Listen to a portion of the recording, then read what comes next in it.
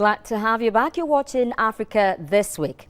From the struggle that symbolized colonialism to joy that trailed independence, Africa is an unfolding story of resilience and survival, written in the colors of tears, sweat and blood.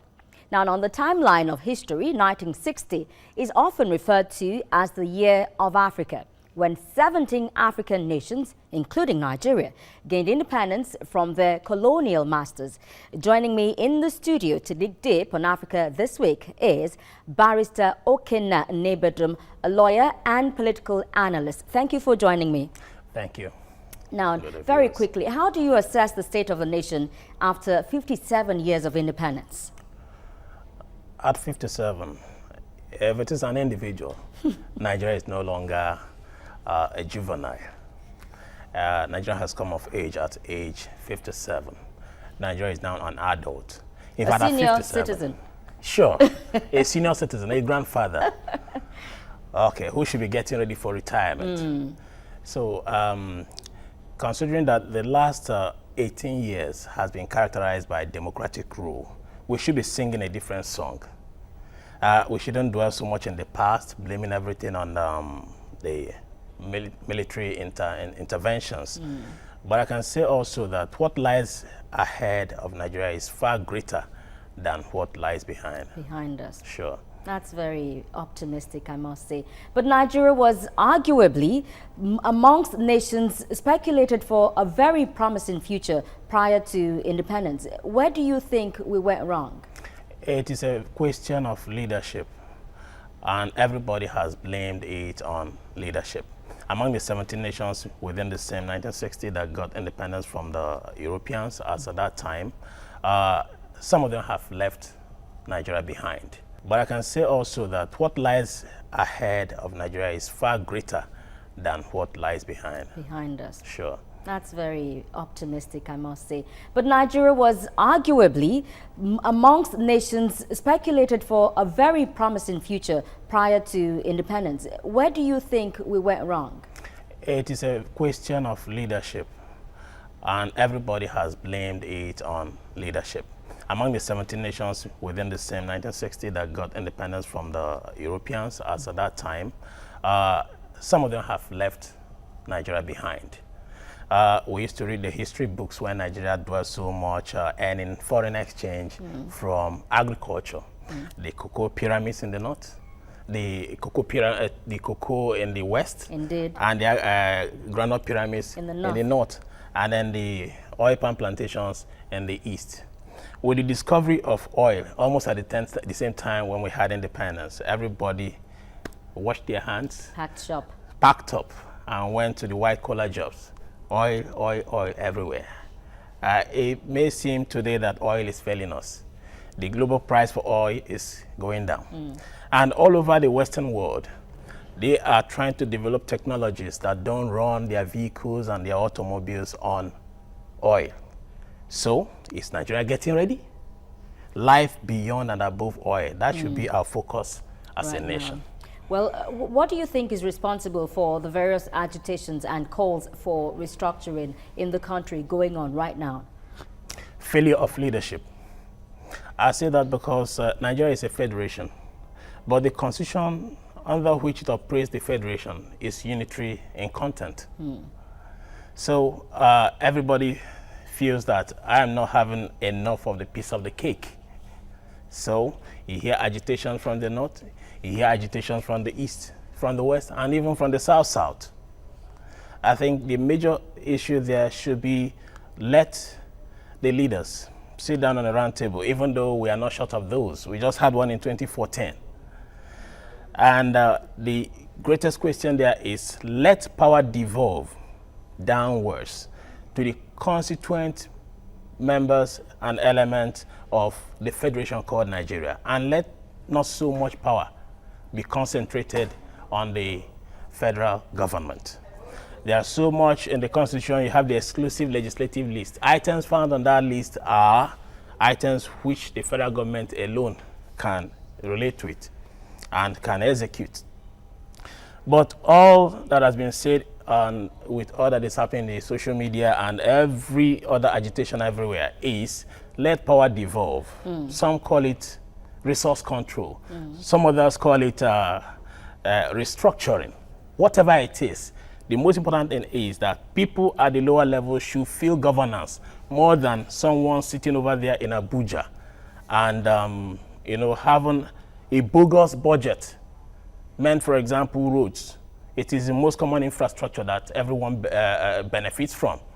If we are saying that we are diversifying into agriculture and you produce those agricultural produce and you cannot transport them from the farm to the cities, then there is no gainsaying the fact that those who are crying for restructuring and those who are crying for resource control are saying the truth. Well, besides restructuring now, some have even said that the constitution that we presently use wasn't made up by the people. So a new constitution is being sought. What are your thoughts on that?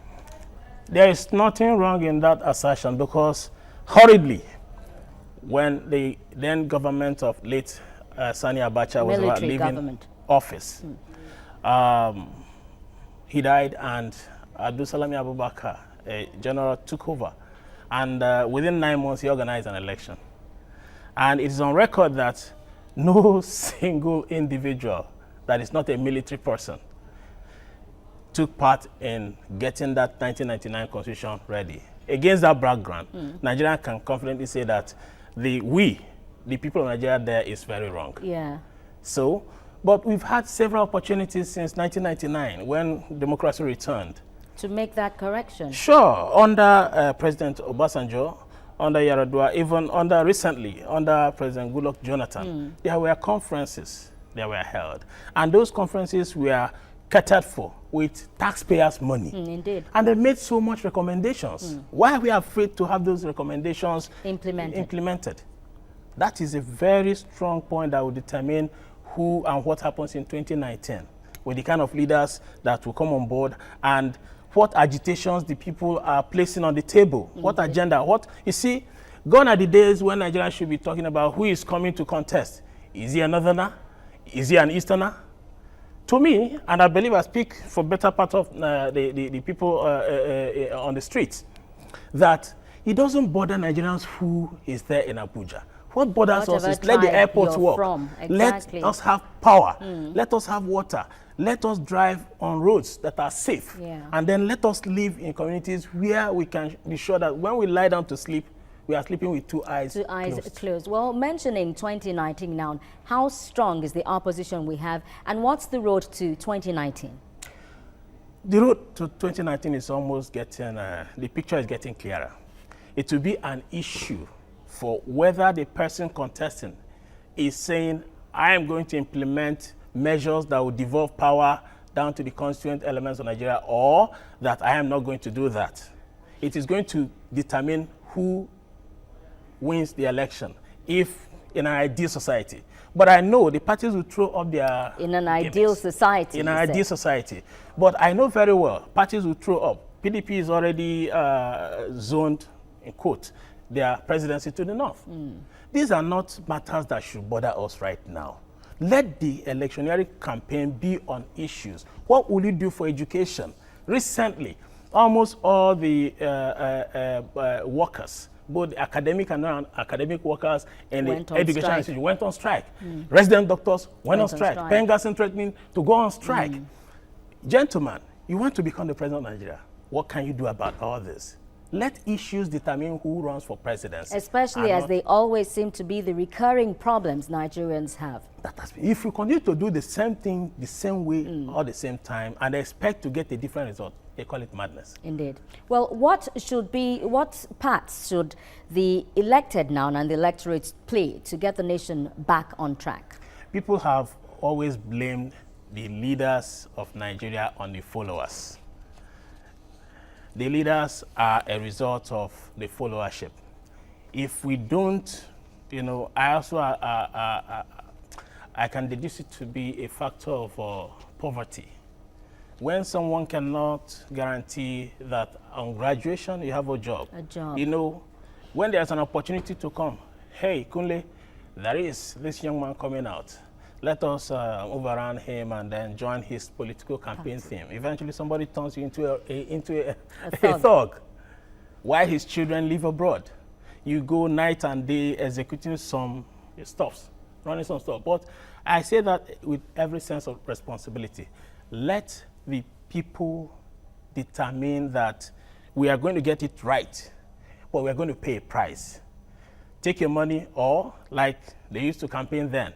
I used to hear some politicians say, collect your money because it's your money, but vote for whosoever you wish. Vote your conscience. Vote your conscience. All right, so what are your speculations for the nation beyond 57 years as we forge into a sustainable nation in question marks? Let Nigeria in the next 10, 15 years begin to make projections that we're going to increase our GDP.